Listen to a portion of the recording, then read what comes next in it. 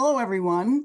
Welcome to today's webinar, Tracking Oregon Swans Using GPS Collars. My name is Margaret Smith, and I'm the Executive Director of the Trumpeterswansociety, and we're so happy to have you here to learn about this very special research project.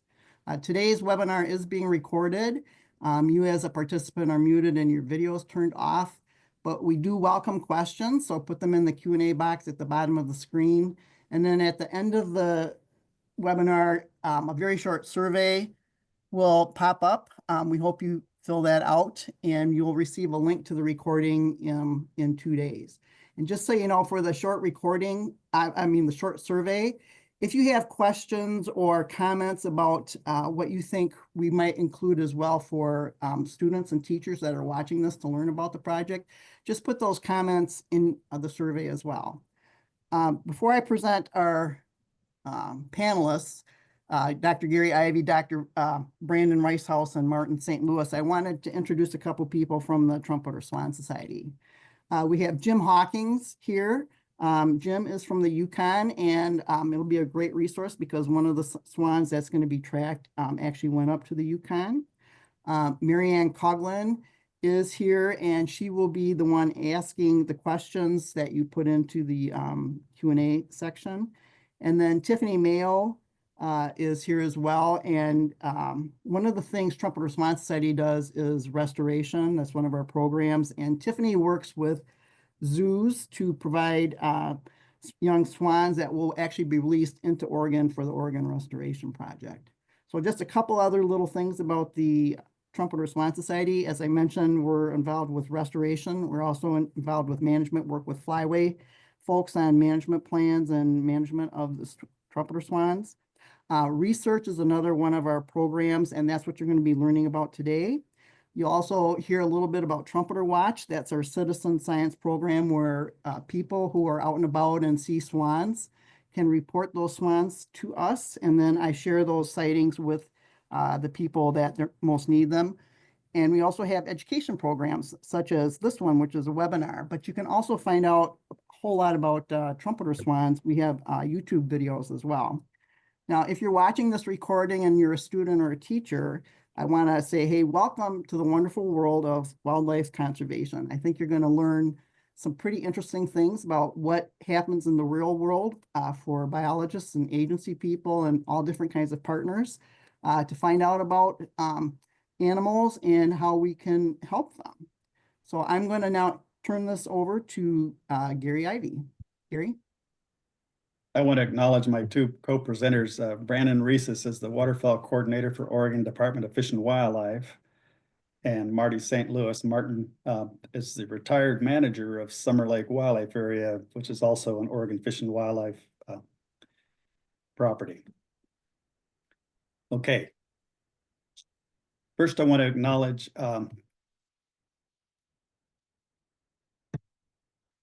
the Oregon Conservation and Recreation Fund, who funded most of this cost of this study. We got a grant back in 2022 to do this project in partnership with Oregon Fish and Wildlife and Malheur Refuge, U.S. Fish and Wildlife Service folks.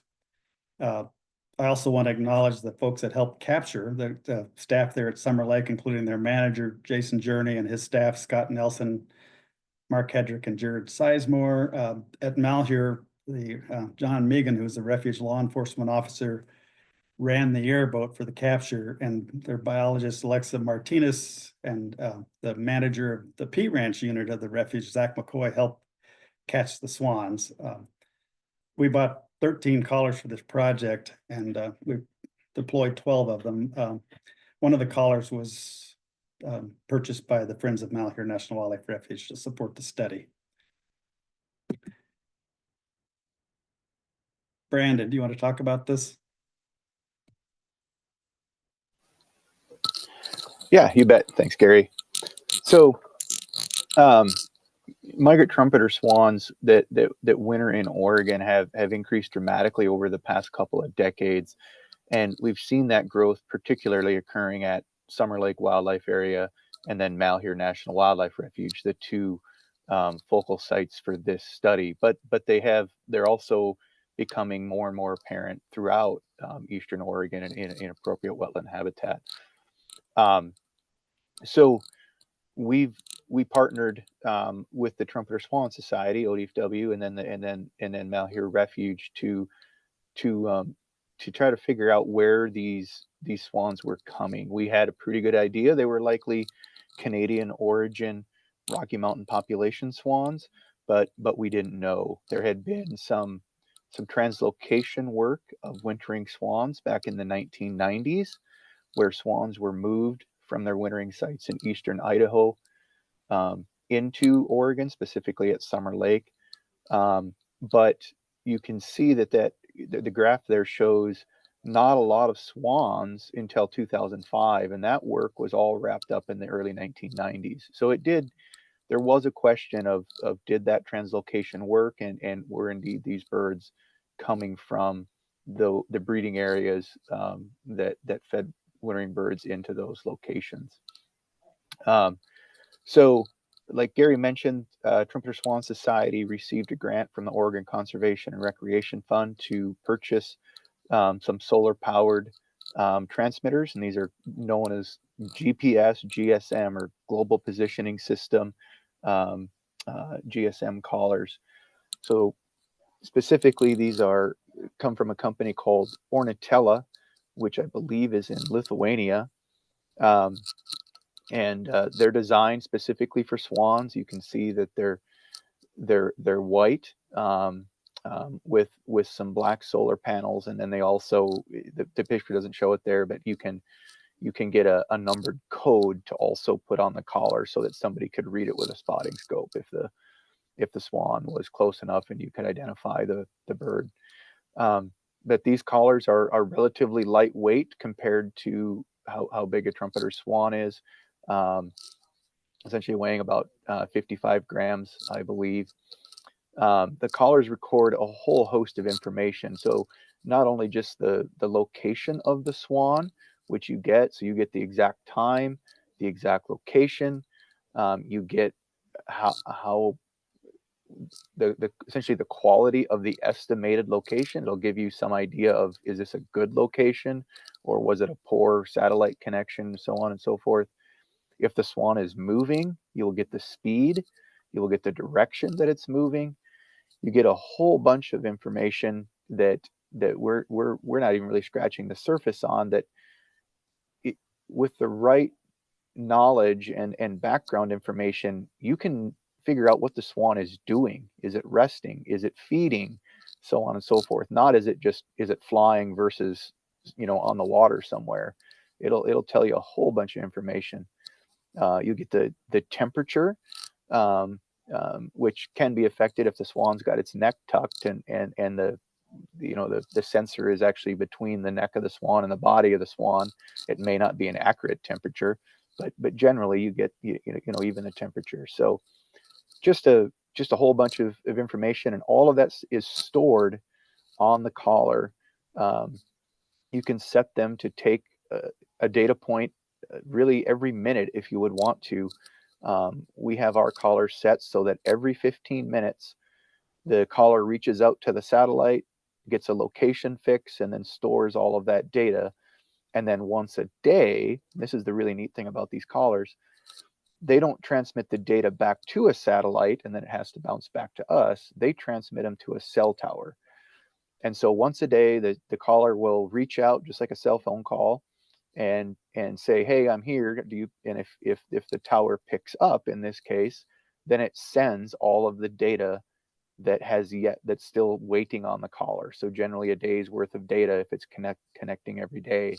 If it doesn't connect to a cell tower, if it's out of range of a cell tower that particular day, it continues to store that information on board. And of course, when these swans are in the north where there are no cell towers or relatively few, it will hold the whole summer's worth of data until during fall migration, when the collar happens to come within range of a cell tower, and suddenly Gary and I would get an email with the entire data for that whole swan. So that's kind of an interesting an interesting day is when you figure out where the birds were for the entire summer. But it is really functional that these collars hold all that data. So I'm going to talk about the capture of the swans. It's not easy to catch swans that can fly. The best way to catch them, or one way to catch them at least, is to wait till it's very dark, a very dark night. The cloudier and the darker, obviously not a full moon, the moon phase, and it helps to have cloud cover. And ideally, if it's raining or snowing, that helps even more. But we use a spotlight to basically blind the swans and confuse them and approach them very fast with an airboat, net them up. And so we need to pick a night that's suitable. And February 13th, 2023 was such a night. I led the capture at Malheur Refuge, and I was helped by John Megan and Alexa Martinez and Zach McCoy, refuge staff. They netted the swans. John ran the boat, and I bagged the swans. You can see this bird's in a little bag, which keeps them basically immobile. Their feet are in there and their wings, and they can't injure themselves. We didn't have enough room in the boat to put them in a big crate, so we bagged them up until we got our 7 swans, and then we banded and collared them. It was very cold that night. It was about 15 degrees and with 15 to 20-mile-an-hour winds. And when the airboat's going into the wind chill just amazingly cold. It was snowing. It took 2 hours. We caught 7 adult trumpeters, and it was pretty miserable. And I got an ice cream headache during that effort. Marty's going to talk about the capture over Summer Lake.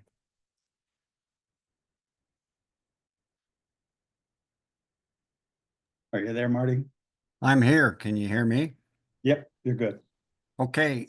We had similar conditions, not quite as harsh as Malheur. Summer Lake is generally a lot milder. Um, and we often have difficulty finding open bodies of water in that February time period, but we did have several options there. And like Gary mentioned, no way to really catch a large number of swans at one time. And what we needed to do was go out during those conditions. They turned out to be fairly favorable for us. We did have a little bit of snow, and we would catch 4 or 5 swans that we could handle on the boat. It was the operator and usually 3 or 4 of us on there to handle that. A lot of times with the spotlight and the airboat, you would find a good group of swans together. Some would take off, some would be mesmerized by the light, and we were able to capture those and bring them back to a landing where we could offload those quickly into crates and then go back out and catch additional ones as we found them again on the same pond. We had 5 callers to deploy, and our decision at that time was just to utilize those callers on females alone.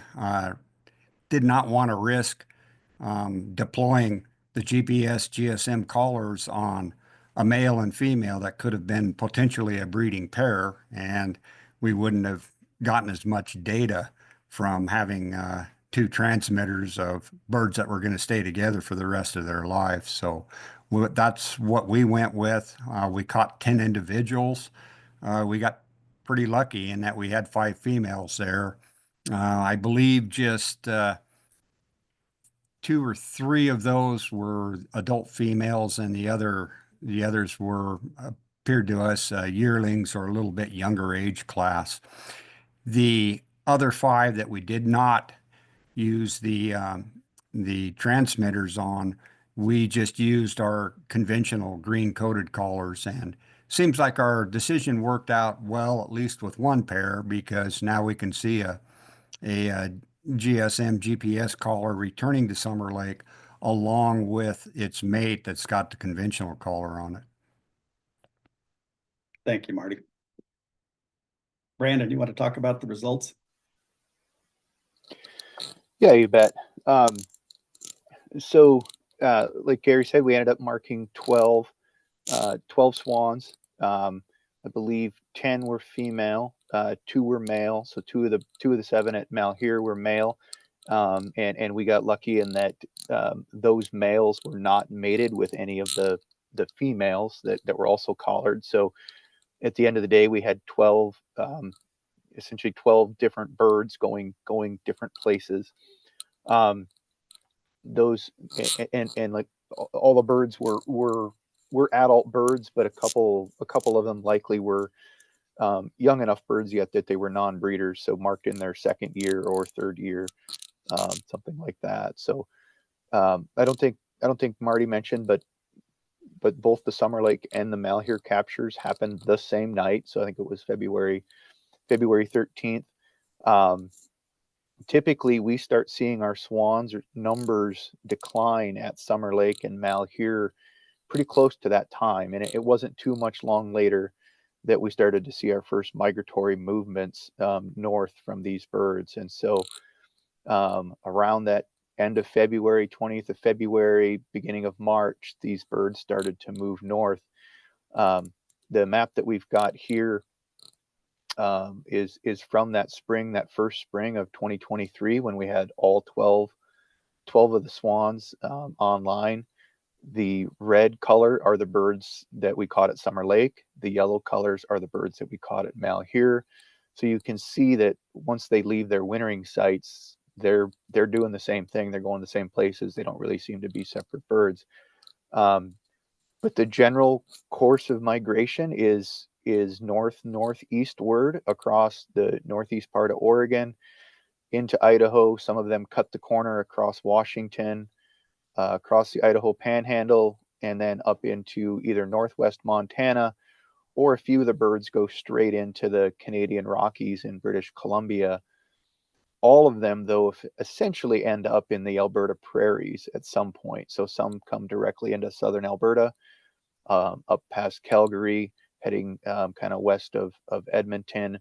And then those birds that go through the Rockies, they kind of skip the Alberta prairies, except they do end up in that Grand Prairie area, which of course we know is a real core area for trumpeter swans in Alberta.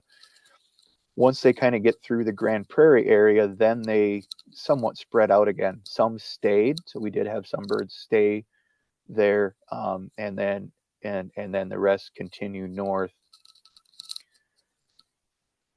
I can't recall them, Gary. Yeah, the summer sites. Okay. So the swans, like I said, they started initiating migration in late February, and about a month and a half later, they're arriving on their kind of terminal or the place that they're going to spend the summer, whether they're a nesting bird or still a little bit too young to nest. But they don't all arrive in early April. We did have birds that really didn't get to their final spot until early May. 5 of those 12 birds summered in Alberta, and you can see the pins there, mostly focused on northwestern Alberta, from kind of Grand Prairie north. 3 of the birds were in the Northwestterritories. You can see those 3 pins. 1 bird was in northeast British Columbia, but very close to the point where the Yukon Territory and the Northwest Territory all come together. And then 1 bird did make it all the way over into the southern Yukon Territory. And then it's not showing on this map, but there's another bird in northeast Alberta, over near Lake Claire. And so that was the only bird that kind of went to northeast Alberta. Everybody else followed this kind of through northwestern Alberta and maybe even further north. So they spend the whole summer on those sites. The non-breeders move around a little bit. If they're a breeding swan, they pretty much stay on the same pond or series of lakes and ponds that they settled on. They're there for the summer, molting for non-breeders, nesting for those birds that are old enough to breed, and then hopefully rearing their brood until they start to depart for their winter grounds.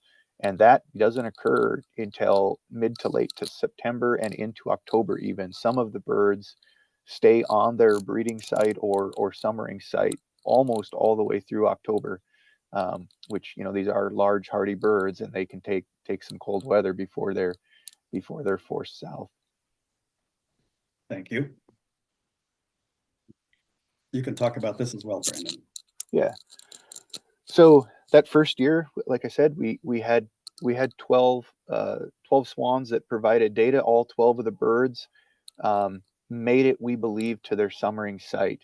One of those 12, however, the collar went offline, so either the collar failed or the bird died during summer, likely during the molt. And so we had 11 birds that could then return to the wintering sites. It was all 11 of those birds that came south returned to the exact site that they were marked at. So that really does demonstrate some really strong site fidelity, which is expected for these swans. And so we had those 11 birds online all winter, either at Summer Lake or Malheur. They all survived the winter and were able to initiate migration again. Very similar pattern to the year that they were marked. I think maybe delayed just a little bit, probably because of a little bit colder winter than maybe the previous year. But all 11 of those birds did return or start to return north. But with all of these types of tracking collars, we know some collars are going to fail over time. Just they get, maybe a seal doesn't quite work and they get some water inside, or for whatever reason. Right now, we actually only have, I believe, 7 of those 11. So 4 of the birds, although we know they initiated spring migration or maybe even made it close to their summering site, we just haven't heard from them again since last spring. So those collars have either failed or the bird is deceased.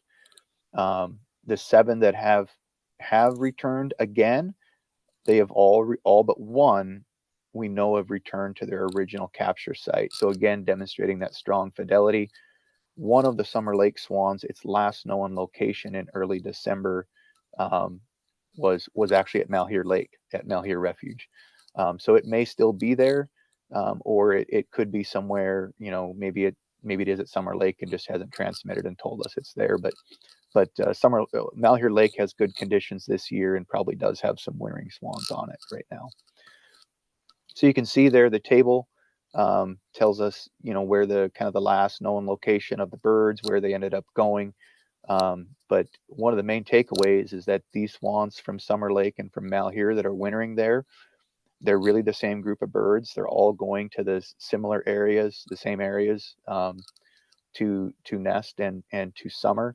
And then kind of moving at the same times. They just happen to have, 2 different wintering sites that are separated by some, a relatively short distance, 80 or 100 miles. I would. Go ahead.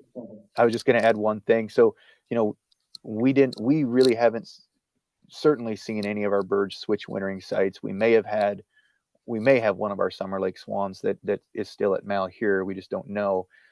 But the Oregon Department of Fish and Wildlife, prior to this study, we did mark a smaller number of birds with these same collars, kind of as a pilot project. We marked 5 birds. We only had 3 that we actually got back and forth data from. The earlier batches of collars were not as water resistant, unfortunately, and they failed at a much higher rate.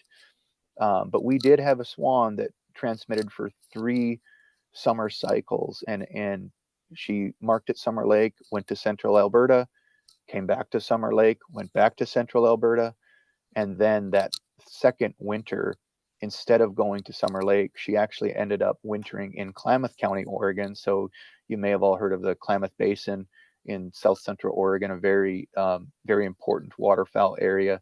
The bird there was wintering in the Sprague River Valley of the Klamath Basin, and then went back north again. So that was, we did not all of these swans go back to their winter sites, but most of them do. They have some real strong fidelity to those areas. I'd just like to add that these large birds like trumpeter swans and sandhill cranes are very loyal to their breeding areas. They basically own them like a piece of real estate. They go back and defend them every year from other pairs, generally. And this shows they're also very loyal to their winter sites. It's kind of like the snowbirds that have a house in Northwest Washington, and they have a house in Arizona, and they spend the winter where it's warm. And along with that, they have their favorite restaurants between their breeding and wintering sites where they stop to feed. It's very traditional. So that's a characteristic of these species. I'm going to talk a little bit about citizen science and the Trumpeter Watch project, which is one of the Swan Society's programs. And we've got several people who have contributed data to this study by observing our collared swans. And this is something you all can do out there if you were out bird watching, and take your spotting scope and look for collared swans and report them to us. We had early March, in March 2023, just after we marked these birds, we had this pair photographed at Turnbull National Wildlife Refuge up in eastern Washington.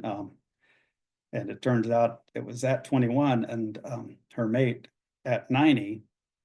We didn't at the time realize they were a pair, but we confirmed that later. And then at 20, which is a Malheur bird, was seen at Church Slough, just north of Flathead Lake in Flathead County, Montana, by B.J. Worth on March 20th, 24, the next spring. And then here's at 21 and at 90 again in 2024, April 9th, they were photographed by James Bannon in the middle of the North Rocky Mountain range there near Banff. The very next day, Jennifer Reimer took these two photos of the same site and the same swans. You can see how harsh the conditions were there, which is interesting. They're basically probably feeding around the edges where there might be a little open water, but not always easy going back to find food in migration. And then this bird was out in very rural central BC, or not BC, Alberta, on April 10th, 2024, photographed by David Thompson at 12. And here's at 16, just south of Cochrane,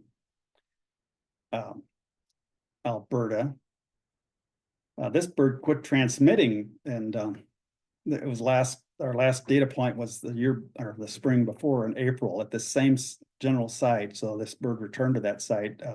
We presume it was up north at its nesting territory earlier. So it's important to look for these swans. They contribute to data for different studies of marked swans around the country. So I encourage you all to look for those. Next, I'm going to get into kind of the meat of our talk. We're developing an education program targeted at grades 7 through 12. And I'm going to emphasize this is a work in progress. So as I go through this, we're going to go through Google Earth and some lessons there, hopefully targeted for kids, but we'd appreciate any feedback if you want to put that in the survey when you get that. So I'm going to go through, I'm not going to read all these details. So I'm going to go through these steps here, except for downloading Google Earth since I already did that. And I'm going to leave my PowerPoint here for a minute and go to Google Earth. So hang on.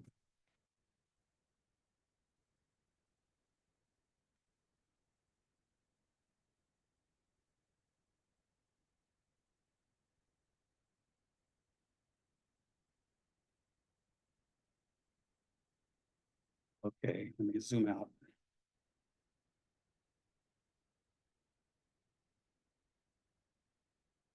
So the first step I'm going to have the kids do is search for Summer Lake, just so they can visit Summer Lake and see it from Google Earth.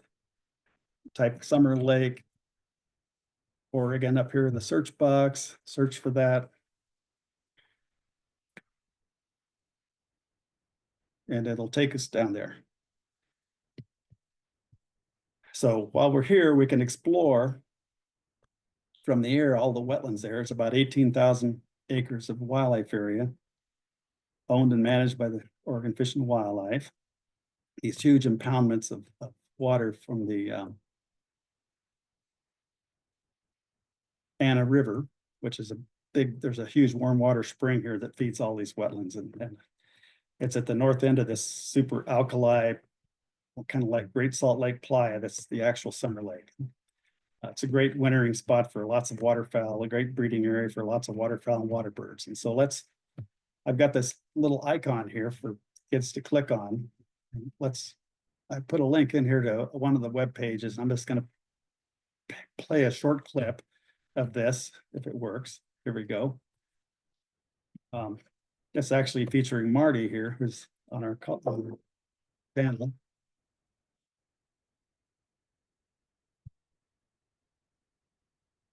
At Summer Lake, there is a really unique opportunity. Elsewhere in Oregon, you're seeing the influences of humans on the landscape. Out here, this is a glimpse of a natural setting.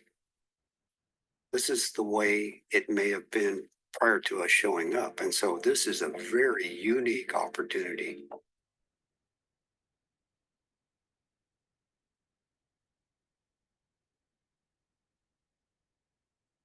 I've been at Summer Lake as the manager 32 years in August. My longevity there kind of morphs into an ownership of the place.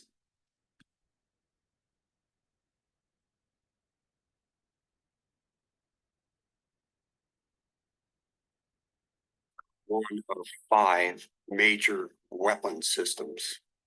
And we're situated in the kind of the northwest corner of the Great Basin.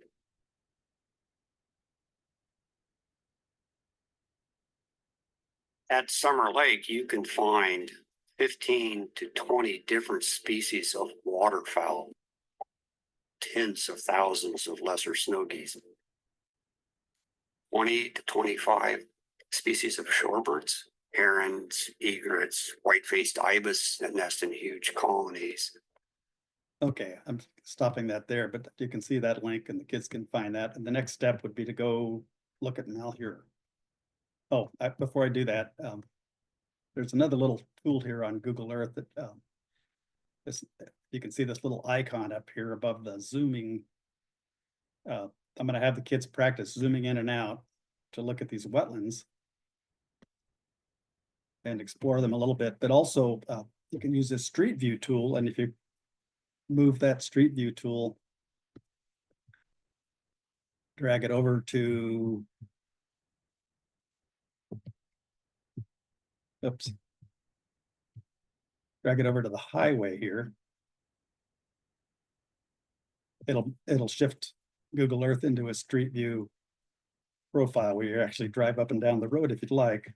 These are taken from vehicles with cameras, but you can use your mouse to turn around and look out at the landscape there, and you can see how flat Summer Lake is. You can see the wetlands out there in the distance. You can look back around at Winter Rim above that and explore further the area there from the ground view, which is kind of fun. Okay, now we're going to go to Malheur Refuge, I hope. Let's see, we're going to type Malheur Refuge up here into the search box.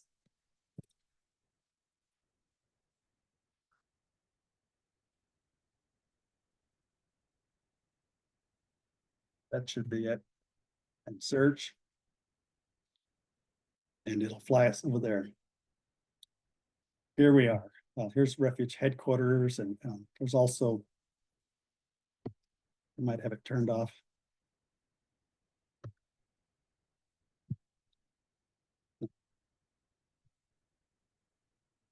Oh, I got it down here. Okay, there's a little icon here for Malheur Refuge that the kids can click on and look at the Refuge's webpage. Here it comes, and I won't spend a lot of time here, but there's information about the refuge here, visiting, and so forth. So going back to Google Earth, they can also zoom in. This is Malheur Lake, which Brandon was talking about. It's a very important waterfowl area when it's in good condition. It's got some issues with carp that tend to eat all the food, but the swan wintering sites are mostly down here in the South Blitzen Valley. Here's Boca Lake, which is a major wintering site for the swans. And our capture site was Benson Pond. You need to practice with your mouse. Mine's not the greatest to move this around, but here's Benson Pond, which is historically a very important swan nesting site on the refuge, but also very important for wintering swans. And this is where we caught them with the airboat. Okay. Next, I'm going to open the file that shows one of the swans in their spring migration route. Let's see.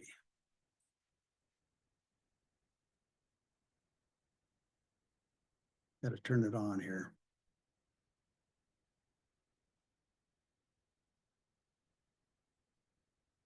There's the route. There's the point. So there's two files, one that shows the points and one that shows the route. And you can turn these on and off. It's helpful to turn them on and off if you want to see what's going on. But let's look at the points. And one important feature for the points and the timing is this little slider up here. We're going to play this over time. If you click this, it'll start showing. Oh, I got to separate these. Hang on. There's two parts to it. This, you need to play around with this a little bit to figure it out, but here we go. So we can do a little separation. It'll do an animation here. You can actually change the speed, but you can watch over time where these swans go. Follow the migration route. So you can see that spot they've stayed for a while. Anyway, it's not the easiest tool to use, but you can see the whole route if you spread that out. And we'll play around with that. But we can turn the points off, look at the route.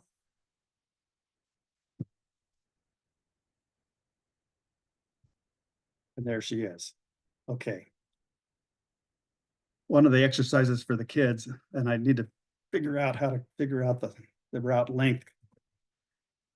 But we can click on the route and we'll see which bird it is. I get the right, there we go. It's trumpeter swan at 24.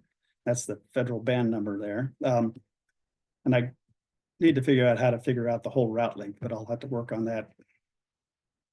But we can show them this measuring tool up here that's kind of handy if we want to figure out how many kilometers it is between their summer lake as the crow flies and their nesting site. There it is. It's over 2,000 kilometers. If we want to see that in miles, you can change this to miles down here.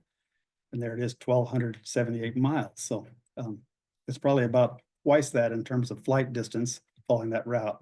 That's something to work on for later. Let's see. Next, well, one of the questions for the kids is which states and provinces did this swan travel through? And obviously it was in Oregon, here it was in Washington, here it crosses BC, Alberta, back to BC, and then up to the Yukon. So that's the answer. I'll have them do that. Let's go back to Summer Lake. Let's see. Actually, we're going to zoom in up here to the north part of the route, look at the nesting or summering area a little closer. Now, we turn off the route and turn on the points.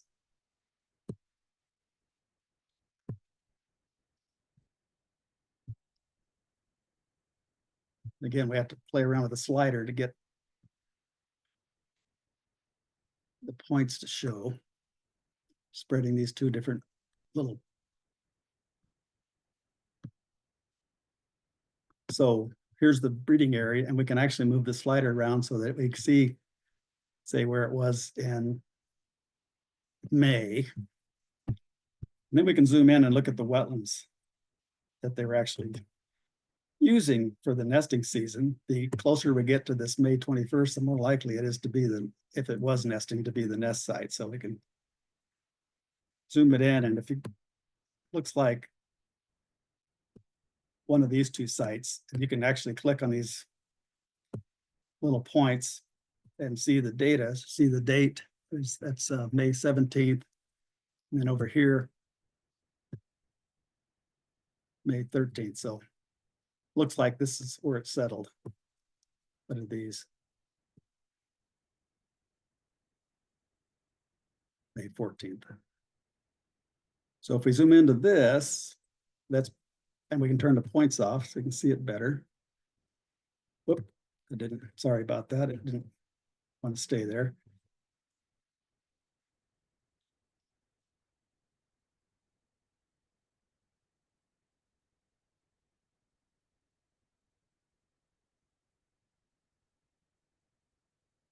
It doesn't like me doing that, but back up here.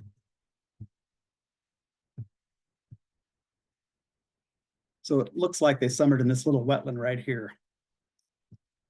Probably nested there. Okay. Now we're going to turn the route back up. Now turn the points back on, or they're on, but move the slider so we can see them. And then I'm going to have the kids go down on the route, zoom out.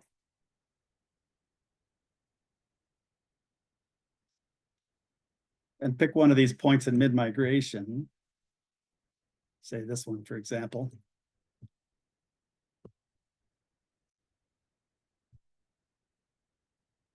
Just get it just right. There we go. So that shows the data. At this point, they write down this data for the, I'm going to have them record the temperature, which is in centigrade, the flight speed, which is in kilometers per hour, and the altitude above the ground, and write these down. And the next step, I'm going to exit. So that's the lessons I have for the kids on Google Earth. I'll probably add to that as I learn a little more about it, but that's where we are. I'm going to stop sharing this and go back to the PowerPoint.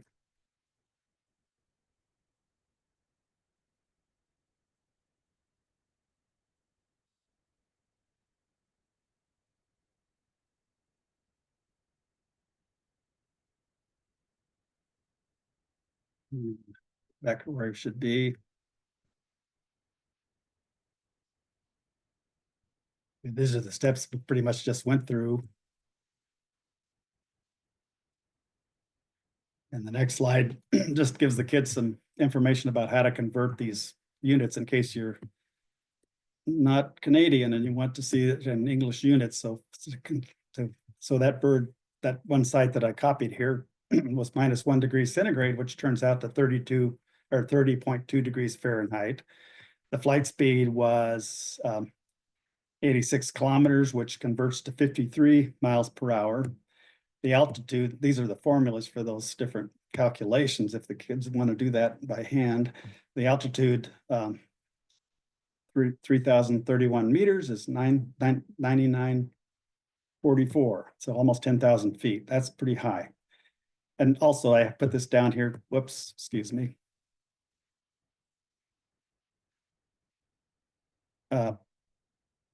Just to tell the kids that they can Google online conversions for these different units. Here's one that's I found online to convert that altitude. So that's pretty much my talk.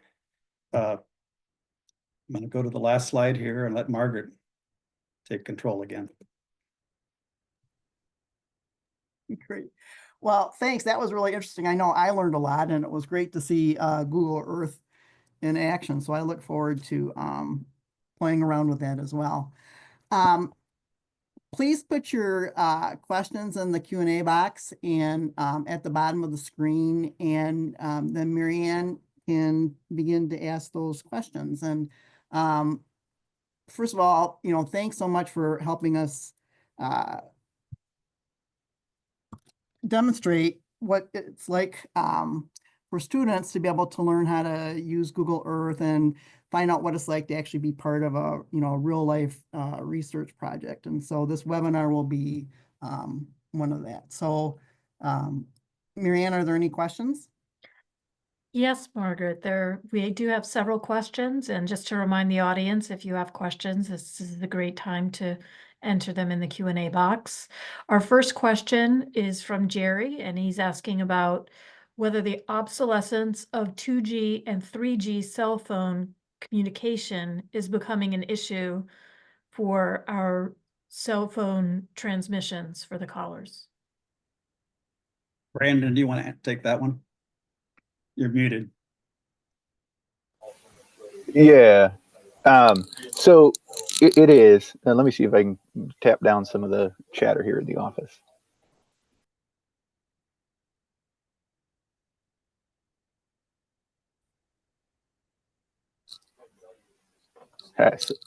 Sorry about that. In the past, it was so that the initial collars that Oregon Department of Fish and Wildlife purchased, they were essentially with the older hardware, and as soon as the switchover took place, it basically stopped most of those collars from transmitting. But we had also lost most of them by that point anyway. The batch of collars that Trumpeterswansociety purchased with the grant monies they received or with the newer hardware, so they're all still working. The one thing that has been is that it appears that there's just a shorter range, and so they have trouble frequently connecting to cell towers, but they still eventually get it done. It's just not as we used to get transmissions every day from the older style ones when the 3G towers were online. Now we might get a transmission every week, but they're still out there and they eventually get the data to us. And our next question is, were the birds that left later on October 28th also the ones that arrived late in the spring?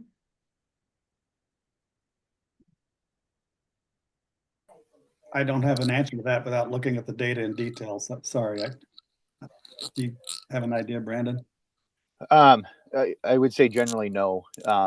Some of the birds if some birds left really early and got to sites early, some birds leave early and it still takes them a long time to get there. So it's a hodgepodge, and I don't think there's really any correlation there. I would just interrupt here and speculate that maybe the birds that stayed longer might have had a brood that were a little slow to get strong to migrate, and that might have kept them a little longer there on the nesting sites because their brood wasn't really ready. Can you tell if smoke and fires impact the swan migration?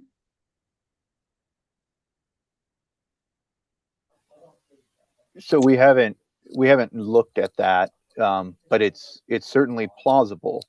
There has been a paper published on some GSM transmitted Thule white-fronted geese that were actually also captured at Summer Lake as part of a California Department of Fish and Wildlife, Oregon Department of Fish and Wildlife project. And one of the years that they were migrating south coincided with the very catastrophic fires that we had, I believe, 2021 in the Cascades of Oregon. They were absolute monster fires pushing massive smoke plumes out over the Pacific, and it was right during the September migration period for those birds, and it did affect. We have the evidence. We had one bird that ended up in Lewiston, Idaho, of all places, a place where Thule geese do not go, and it was clearly trying to get around or through the smoke plumes. And there were multiple other birds that sat in places where you wouldn't have expected them to sit. They certainly didn't do it in previous or subsequent years. And so it was clear there's an effect of the fires, and that was actually published. I just want to jump in here for a second and say that's a really good example of a question that there's a whole bunch of data in here that we could use to address questions like that. And I think we're still in the pretty early stages in this. So if you have questions like that, you should put them in the comments after the webinar is over. But there's a lot of information that can be used to address questions like that one. Thanks, Jim. Our next question comes from Rick.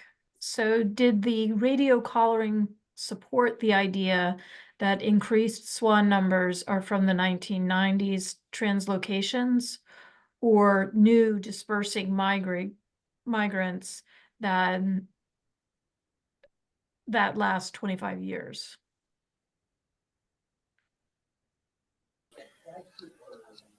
I would say that it really can't answer that. It's, you know, it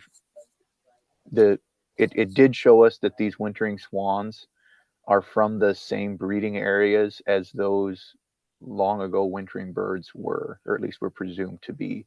And so it doesn't answer it, but it certainly leads us to believe that it's plausible that it could have helped. And there's some other information that suggests we know that some of those birds at that time in the 90s got some just the plastic neck collars, not radio collars.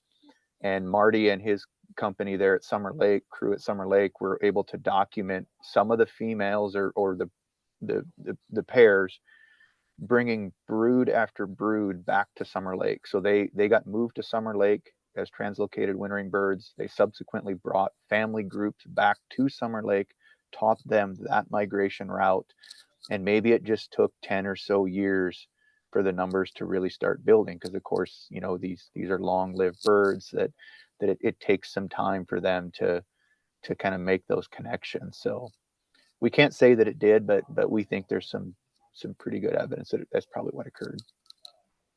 What is the cost of the collars? Correct Roughly me if I'm wrong, Gary. roughly $1,000 each. Yeah.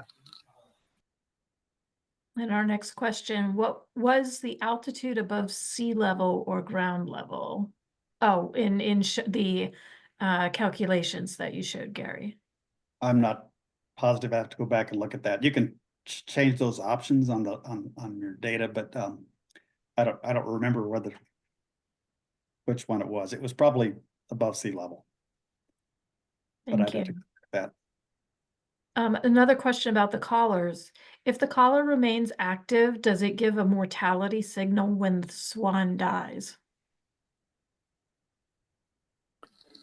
They don't give a mortality signal per se, but the dashboard that we're able to retrieve the data from, it actually gives you a little skull and crossbones symbol if the transmitter has not moved an inch in like 24 hours. So it basically knows that it's not moving and tells you that it's a likely mortality or the collar's fallen off, but it doesn't give an actual mortality signal like some of the old just VHF radio transmitters would. Another question about collars. So Swan 16's collar is not transmitting. This person saw and photographed her with one cygnet and mate on October 31st. And another person that this anonymous attendee knows saw her on November 1st and photographed her. The person reporting this went back on November 6th, and she and her family were gone. The question is, have they been seen in Oregon? This person was thrilled to see and photograph her and her family. Marty, you have an answer for that? No, not off the top of my head. I don't recall that individual. Brandon, he is kind of the repository for all the records now and sightings, and so Brandon would have a better idea on that. And no, I'm not aware that the bird has been sighted or we've gotten any more reports through Trumpeter Watch or from the bird banding laboratory. So both We do Summer have Lake coming up. We do have our annual swan survey at Summer Right. Lake and really search for collars at that event. I'll be there personally looking for collars, so maybe we'll find her. We have another person who has observed the swans. They noticed one of the radio-collared swans on the northern migration went through western Montana, observing the data, wondering if that swan used Ennis Lake on the Madison River drainage. And again, this is someone who's familiar with that area and has monitored swans on Ennis Lake in the past. I can't say right off the top of my head. I'm zooming in here on Google Earth. I do know where Ennis Lake is. I don't think any of our birds have actually gotten over that far to Ennis Lake.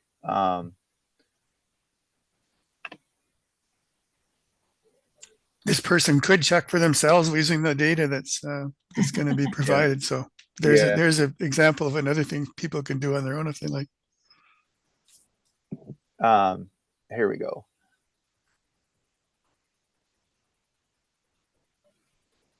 So it looks like we have had a single bird stop at Ennis Lake in the past, and that was swan at 12.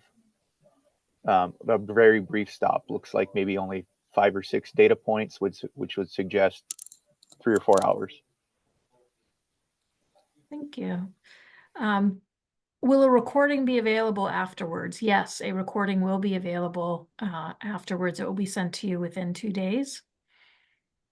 Our next question is, can you use genetics to identify whether the Oregon birds were from the translocated 1990s population versus migrants to the area? I think we already addressed that question. I don't know if you have anything else to add.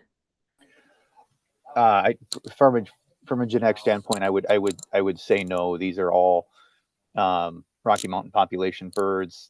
So the genetics would be the same today, or for the RMP, it would be the same genetics. We wouldn't be able to tell for certain if they were some of the birds. We didn't take genetic samples for many of these birds recently. Okay. Were there data costs for the collar, or is it just the initial purchase cost?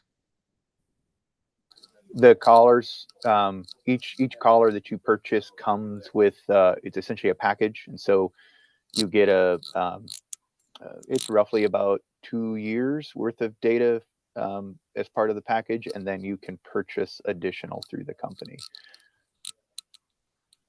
Has anyone radio collared trumpeters wintering further south in California? No, they have not. And as of now, our last question, if the swan has died, it may not be near a cell phone tower to transmit anything. Is this true, or is there another way to get the data? That is one of the downfalls of this type of collar, is that they do need to be within range of the cell tower. So if the swan dies outside of a cell tower, we don't know. We just stop hearing from that bird. And we do have one final question.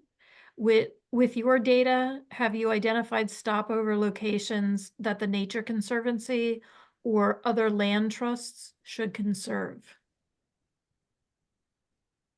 I think we potentially could. We'd have to look at the data and is TNC working in BC? I'm not sure, but we do have some important sites like the Flathead Valley, which there's already a lot of conservation work there, but we could do a little evaluation of that, perhaps in partnership with the Intermountain West joint venture, and kind of identify some areas to conserve. Another question that other people could look into if they're looking at interested in a particular area, and see what's going on with these swans in that area. Oh, we're getting a few more late entry questions. Would it be beneficial to switch to recapture collars, or is it too difficult to recapture them? It would be pretty difficult to target individual swans with the capture.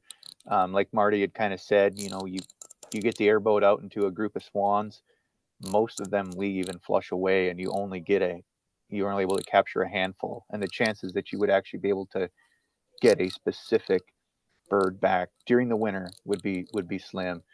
Really, the only way you could target an individual bird would be while they're molting, and of course they're molting in Canada, where we don't have access to them. And this will be our final question. Could you add a VHF tag to the collar as well, just in case they're far from a cell tower, or would it be too hard to find? That would be a question for the collar manufacturer.